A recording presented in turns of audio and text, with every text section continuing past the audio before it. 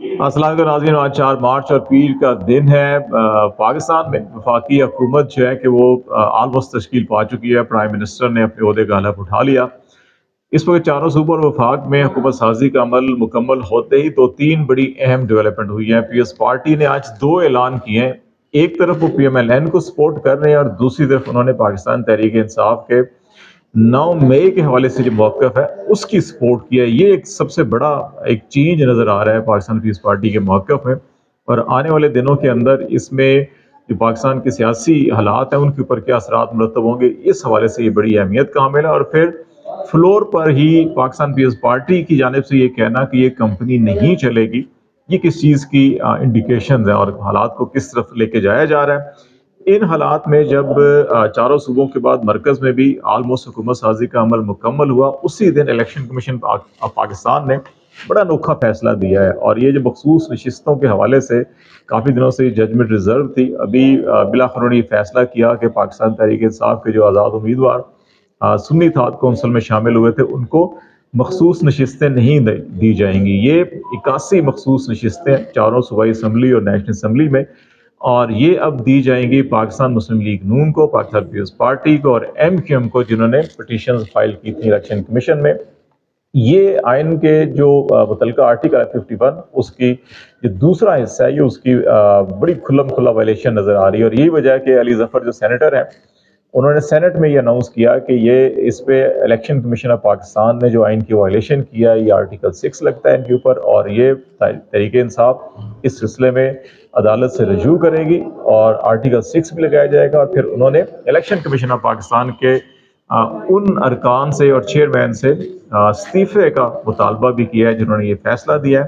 तो इसलिए ये बड़ी अहम डेवलपमेंट्स हो रही हैं। अब ये फैसला तवक्को किया जा रहा था कि इलेक्शन कमीशन इसी किस्म का फैसला देगा, क्योंकि उसकी बुनियादी वजह यह है कि पिछले 1.5-2 साल से हमने पहले भी बात की थी कि पाकिस्तान में जितने भी गैर आइनी इकदाम हुए हैं उनके ज़िमन में पीडीएम की बेशतर लीडरशिप इंक्लूडिंग, और जो बाज़ इस्टेब्लिशमेंट के ज़िम्मेदारान हैं वो भी, और फिर सिविल ब्यूरोक्रेसी के अंदर बाज़ बड़े अहम ओहदेदार हैं और इलेक्शन कमीशन के ओहदेदार, इनके ऊपर आर्टिकल 6 जो है उसके मुकदमात बनते थे।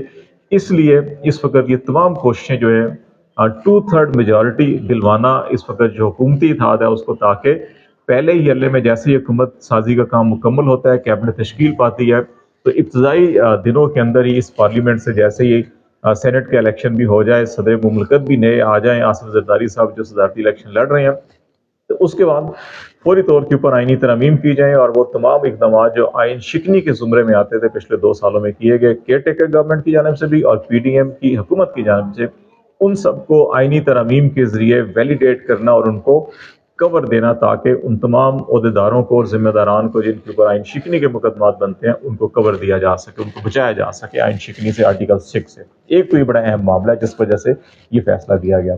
दूसरी बात, इस वक्त इस्लामाबाद और रावलपिंडी के हलकों में ये बात भी गर्दिश की जा रही है कि इसके अलावा भी कुछ और आइनी तरमीम जो है कि वो कार्ड्स के ऊपर मौजूद हैं, और इसमें कुछ कॉन्स्टिट्यूशनल पोजीशन है, कुछ लीगल पोजीशंस हैं जिनकी मुद्दत मुलाजमत में तोसी की बात की जा रही है, और वो मिलिट्री इस्टेब्लिशमेंट हो, वो अदलिया की बात भी हो रही है, और दीगर कुछ इदारे हैं उनमें भी बात हो रही है। और इसका बुनियादी मकसद भी जो पीडीएम प्लस और जो मौजूदा सेटअप है, इसमें जितनी भी सहूलतकारी जिन जिन इदारों या अफराद की जानिब से की गई है, उनको एटलीस्ट उस वक्त तक जो है कि तोसी देना या उनको कॉन्स्टिट्यूशनल उस वक्त तक पोजीशन को बढ़ा देना कि जब तक ये हुकूमत अपनी 5 साल की मुद्दत है उस तक ले जाएं। और फिर कुछ 18वीं तरमीम और कुछ ऐसी तरमीम की गई थी जिससे सूबों को बहुत ज़्यादा पावर्स दी गई थी। बाज़ लोगों का ख्याल है कि इस सेटअप के अंदर सूबों से कुछ पावर्स ली जाएंगी, क्योंकि खैबर पख्तूनख्वा में जिस अंदाज के अंदर हुकूमत ने रिएक्ट किया है, अभी 9 मई के हवाले से अदालती कमीशन भी वो कह रहे हैं हम कायम करेंगे, और फिर आज प्राइम मिनिस्टर की हलफबरदारी की तकरीब में चीफ मिनिस्टर केपी शरीक नहीं हुए, और जिस अंदाज के अंदर उनके इब्तदाई पॉलिसी स्टेटमेंट है उसको वफाकी सतह के ऊपर रावलपिंडी इस्लामाबाद में कुछ अच्छी नज़र से नहीं देखा जा रहा, और उसको खुशदिली से कबूल भी नहीं किया गया केपी की हुकूमत को।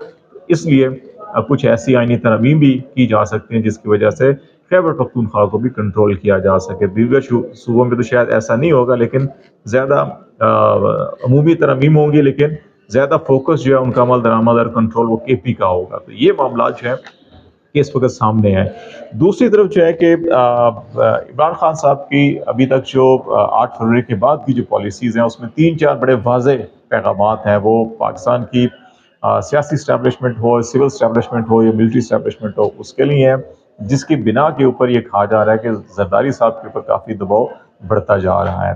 اس میں ابھی آپ یہ دیکھیں کہ بلوچستان کے اندر جس طرح سرفراز بگٹی صاحب کو چیف منسٹر بنایا گیا، جس انداز میں بنایا گیا، تو اس میں یہ نظر آ رہا ہے کہ پیپلز پارٹی یا نون لیگ کے اختیار میں اس وقت کچھ نہیں ہے. فیصلے کہیں اور ہوتے ہیں، کوئی تیسرا فریق کرتا ہے، کوئی تیسری جماعت کرتی ہے اور ان کو امپلیمنٹ کرانا پڑ رہا ہے. یہی وجہ ہے کہ یوسف رضا گیلانی جو سینٹ کے اندر تھے آلریڈی، انہوں نے الیکشن لڑا نیشنل اسمبلی کا، اور پھر یہ خبریں آئیں کہ گیلانی صاحب کو چیئرمین سینٹ بنایا جائے گا اور یہ کہا گیا کہ نیشنل اسمبلی کی سیٹ خالی کریں. لیکن پھر خبریں جب آنا شروع ہوئی کہ انوار اللہ کاکڑ کو یہ پوزیشن دی جائے گی تو گیلانی صاحب نے نیشنل اسمبلی کا حلف اٹھا لیا. لیکن ابھی 3 دن ہی گزرے ہیں ان کو being a member national assembly اور سینٹ سے استعفیٰ دیا تھا. اب سینٹ کے ضمنی الیکشن کے لیے وہ اپنے کاغذات نامزدگی انہوں نے جمع کروا دیے ہیں اور اسلام آباد کی جو نشست ہے وہاں سے وہ الیکشن جو ہے کہ وہ لڑیں گے. تو اب ایسے حالات کے اندر یہ اس چیز کی انڈیکیشن کرتی ہے کہ ابھی تک جو پیپلز پارٹی ہے وہ گو بگو کی کیفیت کے اندر ہے. زرداری صاحب صدر بننا چاہ رہے ہیں اور چیئرمین ایسا بندہ اسٹیبلشمنٹ اپنے اعتماد کا رکھنا چاہ رہی ہے، زرداری صاحب اپنے اعتبار کا رکھنا چاہ رہے ہیں. تو ابھی گیلانی صاحب جو ہے کہ دوبارہ الیکشن لڑیں گے اور سینٹ میں آنا چاہ رہے ہیں. تو اس کا مطلب ہے کہ ابھی تک زرداری صاحب جو ہے کہ وہ چیئرمین سینٹ کے حوالے سے ابھی تک کھینچا تانی چل رہی ہے اور وہ ابھی تک فیصلہ نہیں کر پائے کہ وہ گیلانی صاحب کو ہی رکھیں گے یا کاکڑ صاحب کو. اسی لیے گیلانی صاحب کو شاید لایا جا رہا ہے. پھر اس پارٹی کے اندر خواہش یہ ہے کہ ان کا اپنا آدمی ہو، اعتبار کا بندہ ہو، تاکہ جب کسی وقت بھی ضرورت ہو. کیونکہ بلاول بھٹو صاحب نے جو آج 9 مئی کی تحقیقات کے حوالے سے پی ٹی آئی کے اس مطالبے کی حمایت کی ہے، انہوں نے کہا ہے کہ اگر پی ٹی آئی عدالتی کمیشن کی اور تحقیقات کو منوان اس کے اوپر عمل کرے تو وہ بھی اس کو سپورٹ کریں گے. اصل جو حقائق ہیں وہ سامنے آنے چاہیے. تو یہ پی ایم ایل این کے لیے بھی اور اسٹیبلشمنٹ کے لیے بھی ایک اچھا خاصا جھٹکا ہے، کیونکہ ابھی تک 9 مئی کی عدالتی تحقیقات کے حوالے سے اسٹیبلشمنٹ بھی اور پی ڈی ایم کی حکومت جو سابقہ تھی اور کیئر ٹیکر گورنمنٹ تھی، یہ سب اس سے بھاگ رہے تھے اور کوئی بھی ان تحقیقات کی طرف نہیں آ رہا تھا. اور یہ بڑا ایک تبدیلی ہے پیپلز پارٹی کے موقف کے اندر. پیپلز پارٹی کی ابھی بھی خواہش ہے کہ وہ کسی طرح سے نون لیگ سے جان چھڑا کر اگر پی ٹی آئی حکومت کی طرف آتی ہے تو وہ اس کو ووٹ دینے کے لیے تیار ہے. اور یہی وجہ ہے کہ شاید 9 مئی کے حوالے سے بھی پیپلز پارٹی نے یہ موقف اختیار کیا ہے. لیکن اب اصل ایشو جو ہے کہ وہ بھی یہ دیکھنا ہوگا کہ کیا اس کو رسپانس کیسے کیا جاتا ہے. لیکن تحریک انصاف کی جو پالیسی ہے وہ اس وقت تک بڑی کلیئر جا رہی ہے. علی امین گنڈا پور کا نام آنا، میاں اسلم اقبال کا نام آنا چیف منسٹر کینڈیڈیٹ کے لیے پنجاب کے اندر، پھر اس کے بعد جو ہے کہ عمر ایوب پرائم منسٹر کے لیے نام آ رہا ہے. تو یہ ساری کی ساری چیزیں جو ہے اس چیز کی انڈیکیشن ہے کہ عمران خان شاید وہ مفاہمتی جو طریقہ کار ہے اس طرف نہیں آ رہے. اور پھر کے پی کی گورنمنٹ کا 9 مئی کی تحقیقات کا عدالتی کمیشن قائم کرنے کا اعلان، یہ بھی جو ہے کہ مفاہمتی پالیسی نہیں ہے بلکہ وہ اگریسو پالیسی کی طرف بڑھ رہے ہیں. تو اسی لیے دوسرا جو کوارٹر ہے کہ انہوں نے یہ فیصلہ کیا کہ اگر وہ اگریسو ہیں تو پھر ادھر سے 2/3 میجورٹی پی ڈی ایم کی اور پی ڈی ایم پلس کی حکومت سے دلوائی جائے، تاکہ اگر وہ کوئی پلان کر رہے ہیں بڑے اقدامات کے لیے آرٹیکل 6 کی طرف جانے کے لیے، تو پھر ادھر سے 2/3 میجورٹی حاصل کر کے اس کو اپنے آپ کو بچایا جا سکے. اس وقت تک یہ صورتحال ہے. ابھی یہ دیکھنا ہوگا کہ آنے والے دنوں کے اندر کیا اس پارٹی کیبنٹ کا حصہ بنتی ہے، واقعی یہ نہیں ہے. لیکن شنید یہ ہے کہ پہلے فیز کے اندر وہ شاید کیبنٹ کا حصہ نہیں بنے گی. ابھی وہ دیکھیں گے نون لیگ کی حکومت کیا پالیسیز اختیار کرتی ہیں، حالات کیا رخ اختیار کرتے ہیں، اس کے بعد وہ فیصلہ کریں گے کہ حکومت میں آنا ہے یہ نہیں آنا ہے. کیونکہ ان کو بھی نظر آ رہا ہے کہ جو راجہ پرویز اشرف نے آج پارلیمنٹ کے فلور کے اوپر کھڑے ہو کر کہا، جب احتجاج ہو رہا تھا، ہلہ گلا ہو رہا تھا، تو انہوں نے کہا کہ جو حالات ہیں یہ بتا رہے ہیں اسمبلی کے اندر اسمبلی کے باہر کی کمپنی چلتی ہوئی نظر نہیں آتی زیادہ دیر تک. تو یہ سوچ بھی اس پارٹی کے اندر موجود ہے کہ اگر حالات ایسے ہی رہتے ہیں تو پھر ان کو سوچ سمجھ کے فیصلہ کرنا ہوگا. لیٹس سی، دیکھتے ہیں آگے کیا ہوتا ہے. آپ کو آگاہ کرتے رہیں گے. آج تک لیے اتنا ہی. خالد جمیل کو اجازت دیجیے. اللہ حافظ.